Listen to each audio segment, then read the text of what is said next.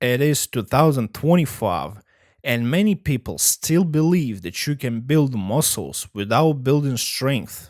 Nowadays, people are lack of basic logic, common sense, and it seems like they have hard times understanding physical concepts. You gotta embrace these first before going to actual science-based lifting. And if you think that you can build muscles without building strength, watch this video. First, we know that it's absolutely possible to build strength without building muscles. That the manufacturers that affect your strength, such as technique, and I'm not talking about decreasing range of motion to make a movement more efficient, I'm talking about all these different nuances that allow you to put more force into the movement, like bracing, being tight, etc, etc. For instance, if you're not stable when you're overhead pressing, you're not able to push it as hard as if you were stable, so it means that you can't really be strong enough. Does it make sense? Second, process of getting used to the particular exercise. Imagine you were doing just bench press and neglect training dips. When you do bench press and when you do dips, same muscles are working, but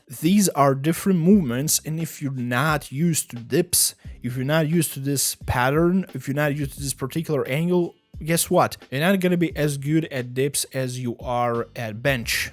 And the same thing about incline bench and horizontal bench, back squats and front squats. There are many different variations. If you're not used to this particular type of movement, you're not going to be strong at them. So when you're getting used to this exercise, you become stronger. Third, it's called neurological drive. So what does it mean? It is how hard your muscles can flex in general and how hard your muscles can flex right at the moment. So what I'm talking about, imagine you woke up at 3 in the morning. Can you squeeze your hands like real hard? Like, can you like lift really hard? Probably you can't. The reason is that not because you lost the ability to flex your muscles, it just means that your CNS is not fired up. So it's not just about how hard your muscles are flexing, but also your ability to go 100% intensity. Throughout your lifting journey, you learn how to fire up your CNS, how to be focused and concentrated. So most of the people in gyms don't train hard enough, you can clearly see it, and their working sets look like warm-up.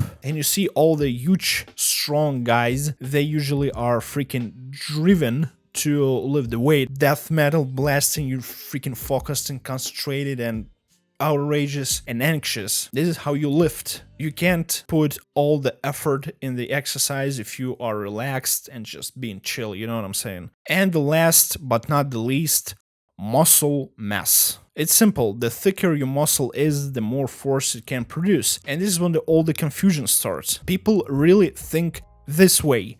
If you are able to increase your strength without building muscle mass, thus you can build muscles without increasing strength, which is a complete violation of any logical laws you can think of. It absolutely doesn't make any sense. You see, growing muscle mass is just one of the factors that affects your strength. So you're saying that you can work on some factor that improves strength without basically improving strength. Just a little example. Your muscles are basically ropes, or more like bands. Imagine there's a band or a rope that can handle around 1,000 pounds. You make this rope thicker and it still handles only 1,000 pounds. Is it possible? Absolutely not. It is possible only if you make this rope from different materials or you make it less dense. And what about muscles? How strong your muscle can flex with also depends on how thick your muscle is. So imagine you have this thick biceps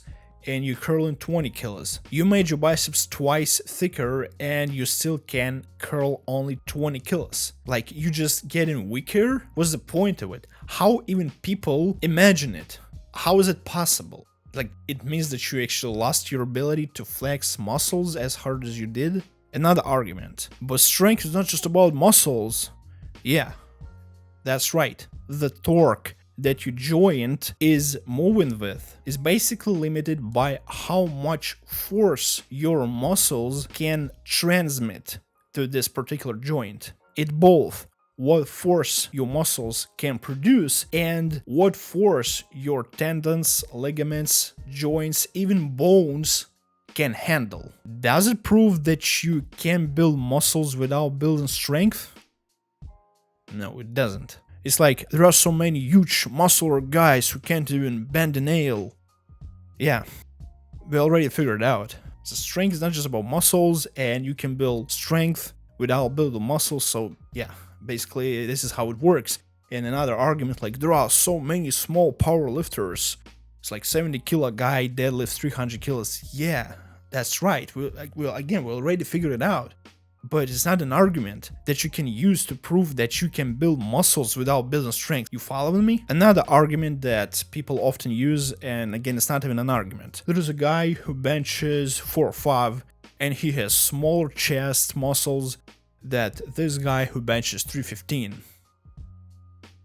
Guys, we are talking about process of building muscles and process of building strength. We have to track the progress. What the frick you compare two different people at their present state? It should be like this. You pick a guy who benches 225. After like half a year of training, he benches 315.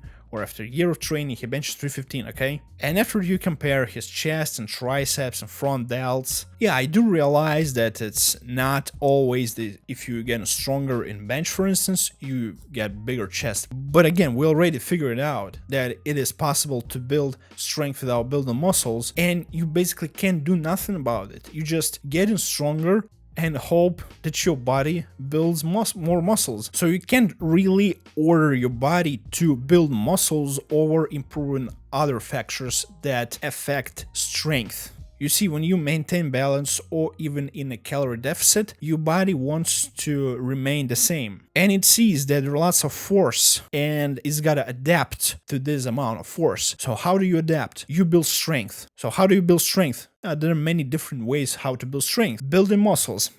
Not today, we don't have enough resources for it, okay? So I'm gonna improve the ability of this guy to flex muscles with etc, etc, etc. But when you maintain calorie surplus, you put your body in some kind of anabolic state. And since then, your body can grow muscle mass because it has resources. Another argument. Steroid users are being big without really training for strength. First of all, that's a little misconception right there, because people really think that training for strength, it's training powerlifting. But if you increase your strength in like bent over rows, dumbbell rows, pull-ups and all this stuff, it means that you're getting stronger. You're just not getting stronger that much in bench, deadlifts, and squats.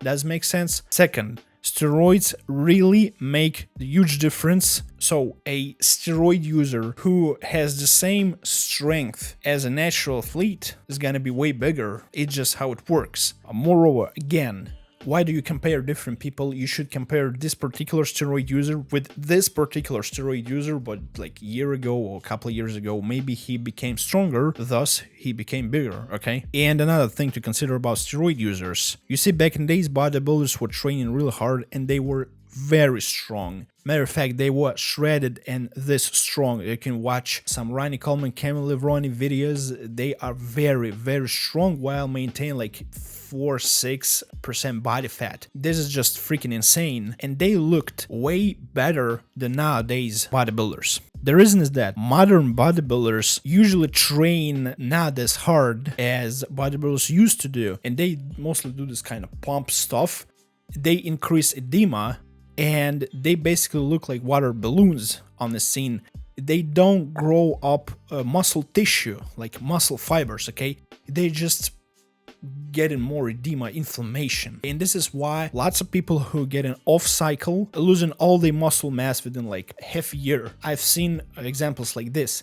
Because that was not actually a muscle mass, that was just freaking water. So if you are a natural athlete, you can't even cause that much inflammation, that much edema, so you anyway gotta be stronger to be bigger. Don't care about how you look, whether you're smaller or bigger today, like it doesn't make any sense. You see yourself in the mirror. Every freaking day you can't track the progress adequately, and people have this body dysmorphia. They are really nervous about how they look, whether they get more muscular. But guess what? If you think about how you train your biceps, it won't grow bigger. If you really care about, oh my god, I'm lack of upper chest, Like, it won't get bigger. So you won't progress faster if you think about it. You just make yourself nervous, and you actually progress slower because you are always nervous and you increase in your cortisol level. The only thing you should care in a gym is exercising. And there's another problem. You see muscles as some certain result. And when you get to that result, guess what's gonna happen? You're gonna set another bar and another bar and another bar, and you're never satisfied throughout your lifting journey. So what's the point to lift weights if you're not really happy about it? You gotta enjoy your freaking journey. So guys, in a conclusion, you can build strength without building muscle mass, but you can't build muscle mass without building strength. Stay jacked, and I'll see you in the next video.